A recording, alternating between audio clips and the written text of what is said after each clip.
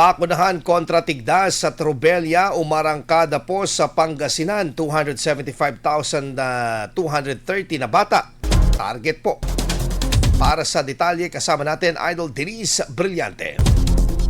104.7 IFM Report! Nagsimula na sa ilang bayan sa Pangasinan ang Measles Rubella Supplemental Immunization Activity o MRSIA 2026 kasabay ng nationwide vaccination campaign ngayong Agosto. Sa Tayug, isinagawa noong Agosto 12 ang bakunahan sa mga barangay ng Legazpi, Carriedo at Libertad. Nagsagawa rin ng kick-off activities ang Rosales sa San Fabiana, Manawag, Bayambang, Natividad, Mapandal at Mangaldana. Magpapatuloy naman ang MRSIA mula Agosto 10 hanggang 28 sa mga health center at itinalagang vaccination post sa mga barangay sa Villasis. Target ng kampanya mga batang 6 hanggang 59 na buwan taong gulang sa Pangasinan at 275,230 na bata ang target mabakunahan na pinakamalaki sa mga lalawigan sa Ilocos Region. Ayon sa Health Authority, may 92 suspected measles cases, 11 laboratory confirmed measles cases at 5 confirmed rubella cases na naitala sa Pangasinan mula Enero 1 hanggang Hulyo 6, 2026. Dahil dito hinikayat ang mga magulang na dalhin ang kanilang mga anak sa pinakamalapit na health center vaccination site habang nagpapatuloy ang kampanya hanggang Agosto 28.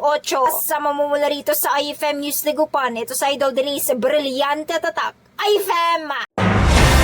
IFM News. IFM News. IFM News.